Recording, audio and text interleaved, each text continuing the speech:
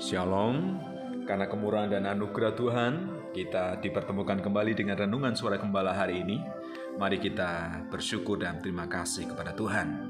Bapa, Engkau sungguh baik, mengasihi, memperhatikan hidup kami, dan juga memelihara kami dengan sempurna. Hari ini kami akan kembali mendengar dan merenungkan firman Tuhan. Berbicaralah Tuhan, kami siap mendengar, merenungkan, dan melakukannya. Dalam nama Tuhan kami Yesus Kristus, haleluya. Amin.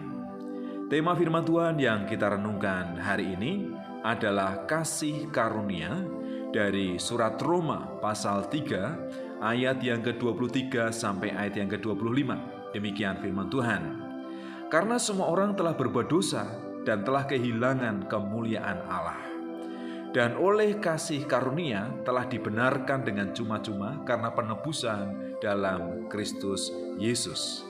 Kristus yang telah ditentukan Allah menjadi jalan pendamaian karena iman dalam darahnya.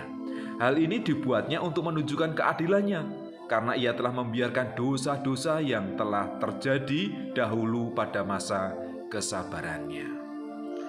Semua orang telah berbuat dosa dan memerlukan kasih karunia Allah, membutuhkan pengampunan dari Allah supaya tidak menanggung hukuman dosa. Jadi kita yang pertama dibenarkan. Kita dibenarkan karena iman percaya kepada Tuhan Yesus Kristus. Dan kita dibenarkan dengan cuma-cuma. Kita tidak membayar, kita tidak memberikan ganti sebagai pembenaran yang telah dilakukan oleh Tuhan Yesus Kristus.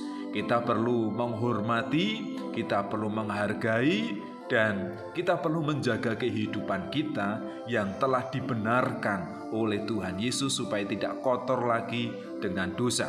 Kemudian yang kedua, kita juga telah ditebus dari segala dosa dan pelanggaran-pelanggaran kita di masa lalu kita. Ketika kita masih menjadi seteru Allah, ketika kita masih hidup berlawanan, berseberangan, menentang kehendak Tuhan, kita diampuni dan tidak turut dihukum.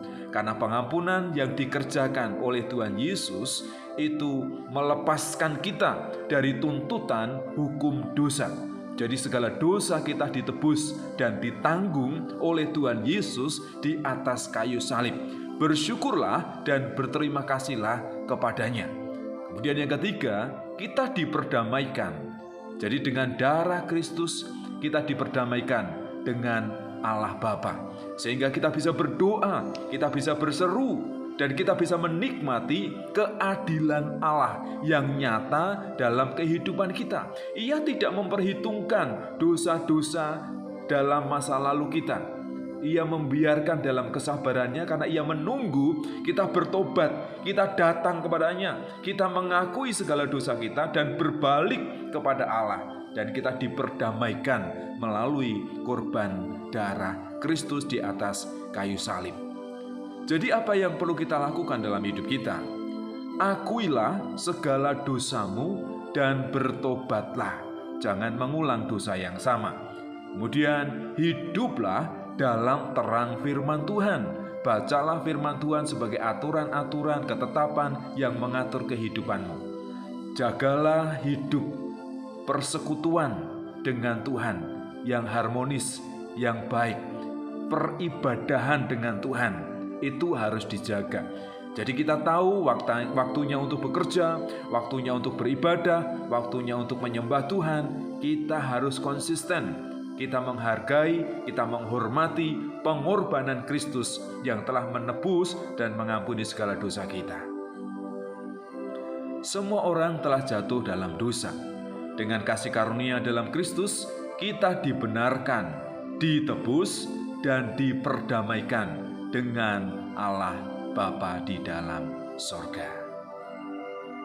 Sungguh kami berterima kasih dan bersyukur kepadamu Bapa, karena di dalam Yesus Kristus kami menerima kasih karunia, kami dibenarkan, kami ditebus, dan juga kami diampuni atas segala dosa dan kesalahan kami, diperdamaikan dengan Allah Bapa di surga. Karena ketika kami masih berbuat dosa, hidup di dalam dosa, hidup kami ini terpisah dengan Allah Bapa di dalam surga. Sehingga doa-doa kami tidak pernah terjawab, ibadah kami tidak diterima dengan baik, dan hidup kami tidak layak di hadapan Tuhan.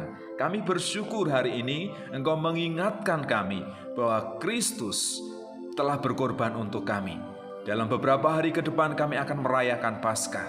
Kami mengingat kembali korban Kristus kurang lebih 2000 tahun yang lalu yang telah mati, dibangkitkan untuk menebus dan mengampuni segala dosa kami.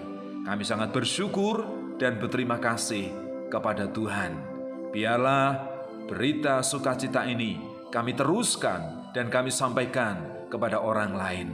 Terima kasih Tuhan atas keselamatan yang Kau berikan kepada kami. Kami sangat menghargai, kami sangat menghormati dengan tunduk setia kepada Tuhan. Terpujilah nama-Mu, dalam nama Bapa, Putra, dan Roh Kudus. Haleluya. Amin.